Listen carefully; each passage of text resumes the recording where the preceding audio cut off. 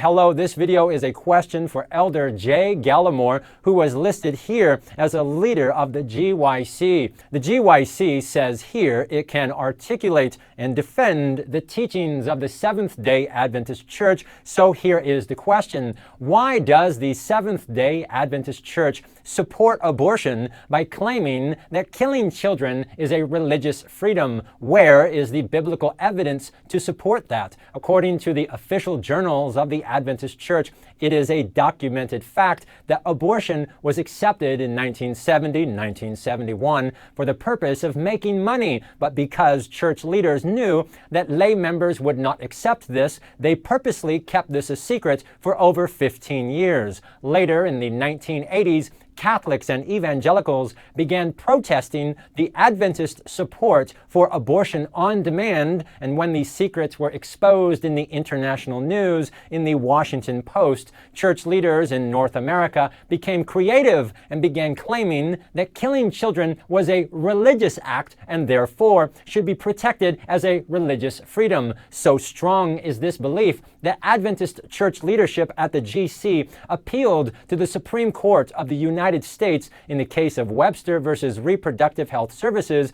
in order to block any restrictions on abortion. It is a matter of public record that the Adventist Church publicly argued that any attempt to protect children from violence was religious dogma. The glaring problem, however, is that no Adventist church leader has ever produced any evidence why it is murder to kill a child 1 minute after it is born, but it is an act of religious worship to kill a child 1 minute before it is born. Since the GYC publicly boasts that you can defend the church's teachings, please produce the scripture why this is so. Furthermore, the official books published by the GC, What Adventists Believe, and the official dictionaries of the church all claim that the living unborn child is not a living human being. It's printed right here. A new soul comes into existence whenever a child is born. The Adventist Church officially and publicly contradicts both established medical science and the scriptures. The authors of the Bible in both the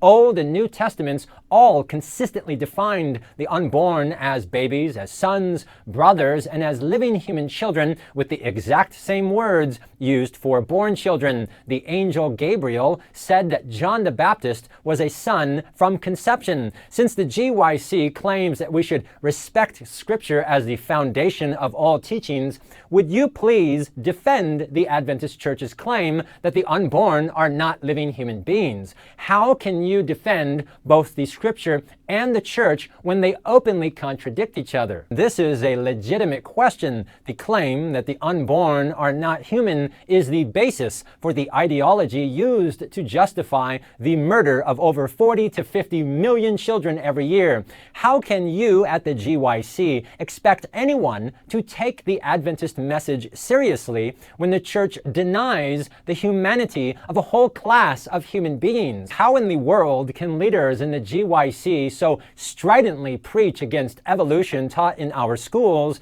when your own church claims that the unborn children are not even alive? Furthermore, when Adventist institutions openly honor and celebrate the most notorious abortionist who boasted of killing over 250,000 children, the GYC says nothing. Not only did Dr. Allred claim to have killed more than 250,000 children, but he boasted of specifically targeting Black and Hispanic children for violence. This man has been openly honored for years in Adventist institutions as the example forever for Adventist youth. His career of murdering children for money is listed as the inspiration. The church's flagship medical center and university openly honors Allred as a distinguished ambassador for the healing ministry of Christ. Christians in other denominations were horrified to see this, and when the Adventist Church was blasted for this hypocrisy, not even one leader in the GYC spoke against this. We are told by leaders in the GYC that the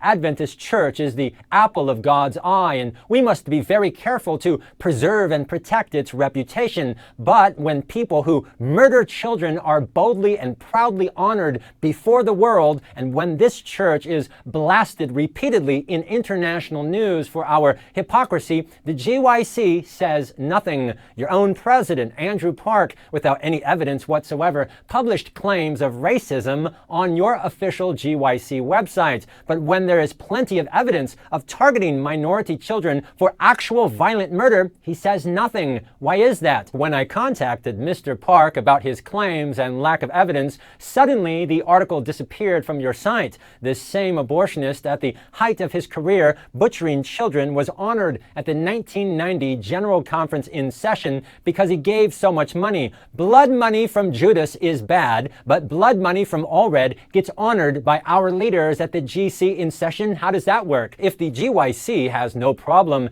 issuing public statements about the sexual misconduct of Samuel Pippin, why are you so silent when people in our church openly and publicly honor abortionists who kill children? This man boasted of killing over 100 little boys and girls every seventh-day Sabbath, and this man is listed as the ambassador, inspiration, and example, and you say nothing. As one of your own leaders stated, the biggest threat to ministry is hypocrisy. Furthermore, the current president, Ted Wilson, on multiple different occasions publicly claimed that killing children is a matter of conscience, a religious freedom to be respected. Since you have been a leader in the GYC who boasts of being able to defend the church, then please explain to all of the Adventist youth why rape and slavery are not a matter of conscience, but killing children is. This is a big problem because Adventist pioneers unanimously condemned abortion as infanticide and as child murder, as an enormous and appalling evil, and they even supported anti-abortion legislation. If, according to Ted Wilson, killing children is a religious freedom, then why were the Adventist pioneers publicly supporting legislation restricting this religious liberty? And speaking of the pioneers, GYC leaders like right here really love to boast that our pioneers were all staunch abolitionists, but when they were staunchly against abortion, we don't hear even one word. Why is that? And what's worse, the Adventist official position on euthanasia states right here in black and white that it's wrong to intentionally kill someone who is sick and dying, but even though this is our explicit teaching, your GYC president stood there at the annual council and gave her, quote, extremely enthusiastic support for a position that supports killing sick or dying children. You can literally listen to her on camera endorse the loophole that the GC Health Ministries claimed right here justifies killing children for mental health, the exact same language used to allow abortion on demand. This is outrageous. Several years ago, one of your best-known speakers at the GYC said this: sends his executioner away, and he goes and carries out that morbid, fickle, ridiculous errand because he was a coward. Because he cared more about what people thought than what God thought.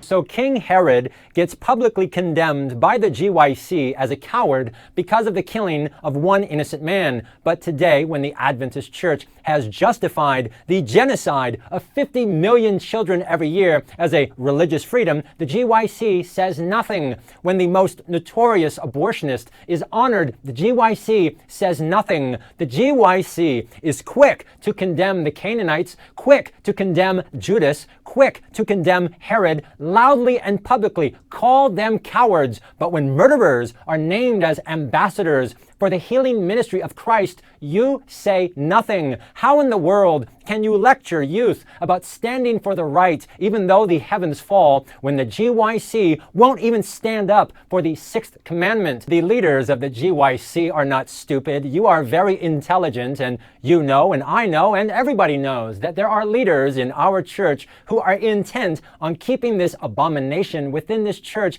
and they know that they can continue to punk and to bully the church. They know that they can get away with it as long as nobody stands up to tell the truth. And that's why I'm sending this video to you, because number one, you are a man, and number two, because you've been a leader in the GYC. I am not asking the women. I want to be very clear. I'm not asking the women in the GYC. I'm asking the men in the GYC. For years and years, the GYC has lectured everyone that the greatest want of the world are men, men who do not fear to call sin by its right name. And considering the horrific and violent nature of this sin within our own church, we need men with backbone who will stand up and speak the truth. And I am hoping that you are that kind of man. But if there are no men in GYC leadership, then please let me know so that I can go ask the women. Thank you.